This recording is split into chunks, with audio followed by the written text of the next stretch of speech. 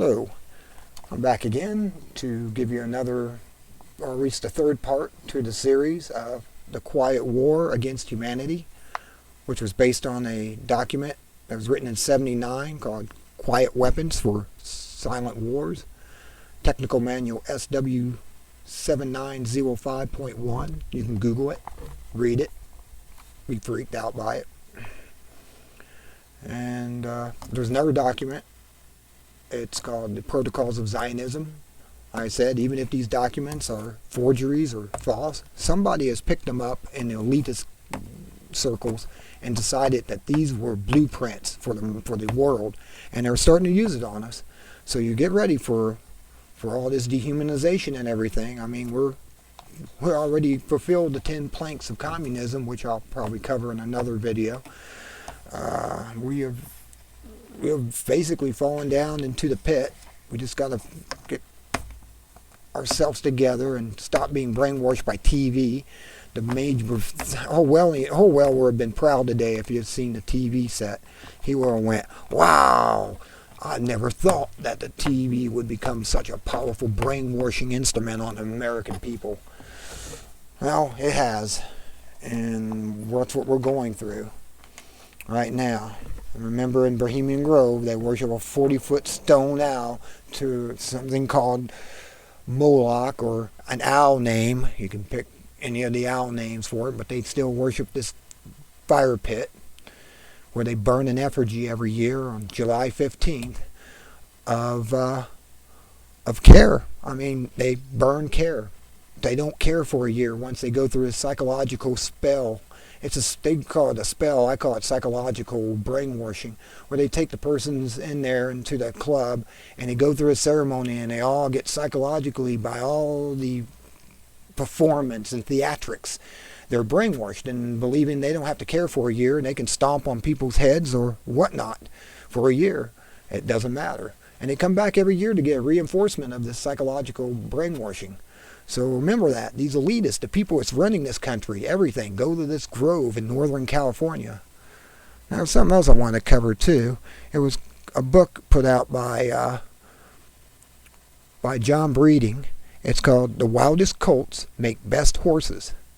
This timely book calls for a halt to the epidemic drugging of young people in our society today for so-called ADHD.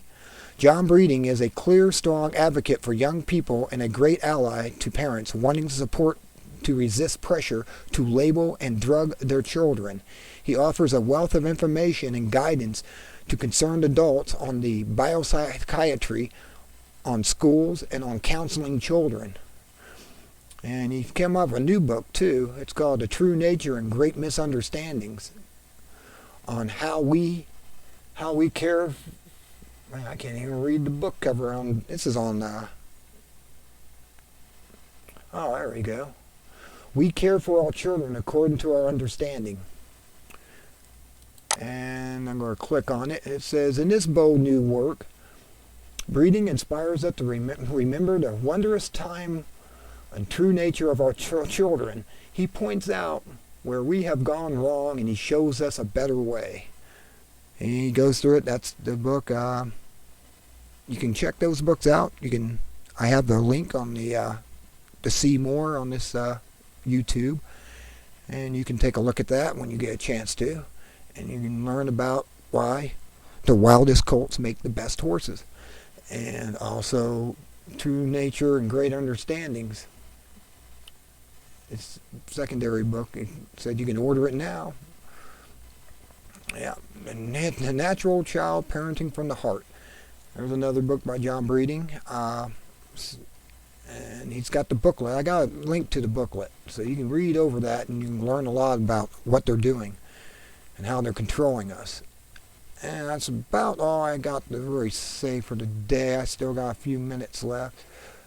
Not really sure where else to talk about. I mean, I could still talk about Bohemian Grove or about this Satanisms. I can talk about a lot of things on here, actually, if I just had the time just to ramble on, but I don't. So, I mean, this stuff has all been planned. It's been strategized on us. We've been hoodwinked for over 50 years. And we're going to suffer for that too. We're going to really suffer unless we can get Ron Paul, or at least convince the government to stop being corporate. Military corporate control. I mean, it's the corporations that make the weapons and everything. Why do you think they want their president in there that's going to do the same thing as Bush? Because they're making millions and billions of dollars from profiteering from war. We got to stop these monsters. They got to stop, and they got to stop now. I don't know what we can do offhand except just do that million person march on March, sometime in March, for Ron Paul, and go up there and show them we mean business. We want you to do a 380 and do a circle and then look at yourself and then do a 180 and head the other way. I mean, this is just wrong. I mean, we're being hoodwinked. We're being pulled down. We're being destroyed. We're becoming a banana republic. Ask Bloomberg. He'll tell you so. He'll say, we're a banana republic already. And then you have other ones, Benedict, coming out, and he's saying, we're broke. We're dead in the water. We have no money. We have spent ourselves, so we owe everybody. We're the poorest country in the universe. Really, we are so poor. We have no power. We have this military might, and that's going away because pretty soon we're not going to have money to repair anything. So that's all going to go away too. See, we're at the verge of the new fall of the Roman Empire, and we're on our way down the swiftboard way. It's just, man. McCain gets in there, it's all over with. Hillary gets in there, it's all over with. I mean, 100-year war. I mean, this is just madness. These people need to be brought to justice for treason against their oath to the Constitution. They're not following it. Even Hillary, when she swore in to senator, had to take an oath to the Constitution. Well, she's the biggest communist out there, so she's definitely a treasonous. She should be banished from this country and sent to a country of her own beliefs. And that's what I really believe. And McCain, well, he should go home and take temper treatments for anger management treatments.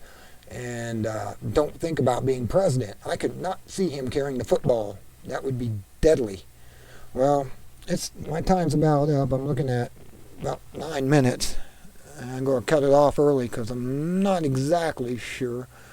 But you guys take it easy. This was part 3. And I'm going to come up with better material and try to do a better job. This is my 5th or 6th video, and I'm getting a little bit better each time I do this.